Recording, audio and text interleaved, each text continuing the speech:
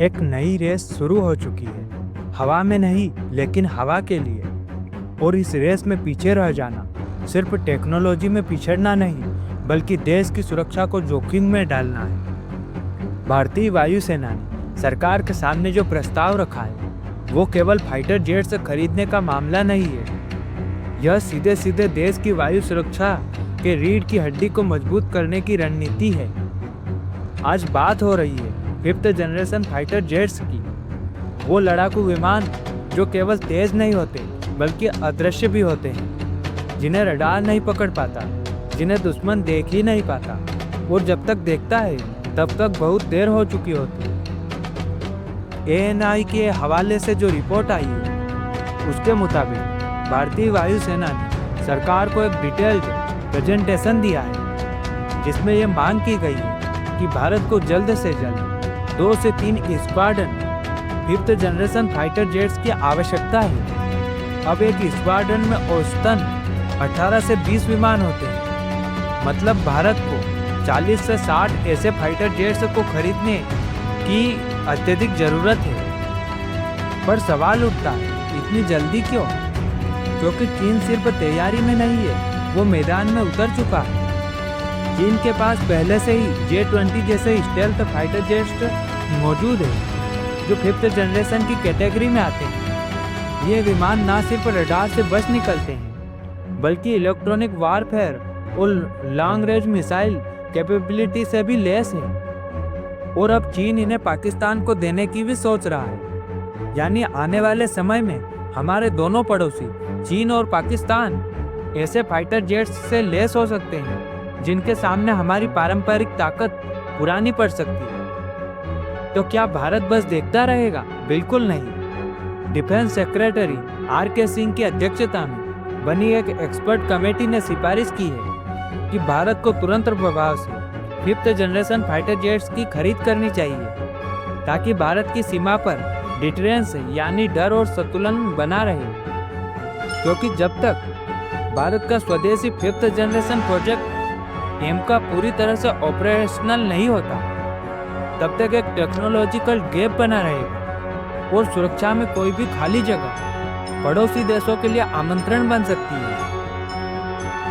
अब बात करते हैं विकल्पों की। इंडियन एयरफोर्स के पास प्रमुख 2 ऑप्शन हैं।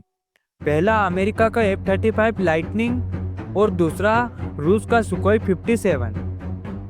F-35 की बात करें तो यह दुनिया का सबसे एडवांस फाइटर जेट है। Stealth technology, multi role capability, अत्याधुनिक रडार सिस्टम और नाटो ग्रैंड इंफ्रास्ट्रक्चर सपोर्ट के साथ आता है। यह जेट पहले से ही Japan, Australia, Britain, Norway, Italy, Netherland जैसे दर्जनों देशों की एयरफोर्स में शामिल हो चुका है, यानी ट्रैक रिकॉर्ड टेस्टेड है। दूसरी तरफ है रूस का सुखोई 57। यह एक फ्लैगशिप फाइटर जेट है जिसे रूस ने अपने 5th जनरेशन प्रोग्राम FGFA के तहत डेवलप किया है। भारत पहले भी इस प्रोजेक्ट का हिस्सा रह चुका है और यह विमान इंडियन ऑपरेशनल थिएटर में पहले से बेहतर समझ और सिंक में रह सकता है। इसके साथ ही रूस की ट्रेनिंग, स्पेयर पार्ट्स और लॉजिस्टिक सपोर्ट पहले से भारत के साथ स्थापित है। अब फर्क क्या है? अमेरिका के साथ जाने का मतलब होगा वेस्टर्न टेक्नोलॉजी, नाटो स्टैंडर्ड्स और इंटरऑपरेबिलिटी, यानी आधुनिकतम सिस्टम से सीधा जुड़ाव। लेकिन इसमें डिप्लोमेटिक रिस्ट्रिक्शन भी हो सकते हैं, जैसे कि कार्सा कानून, जो रूस से हथियार खरीदने पर अमेरिका द्वारा प्रतिबंध की चेतावनी देता है।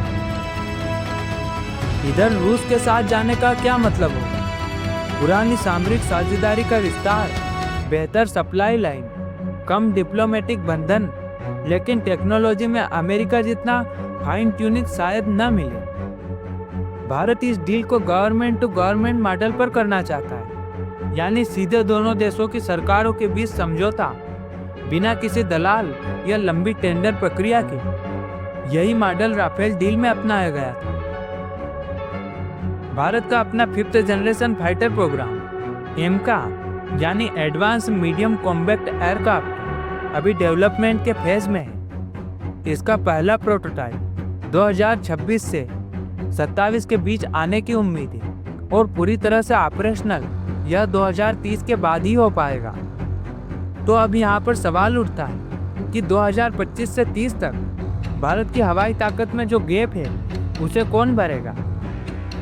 यही वजह है कि सरकार अब एक साथ 2 फ्रंट पर काम कर रही है। तुरंत प्रभाव से 5th जनरेशन फाइटर जेट्स की खरीद और लॉन्ग टर्म में 114 नई पीढ़ी की 4.5 जनरेशन फाइटर जेट्स का भारत में प्रोडक्शन।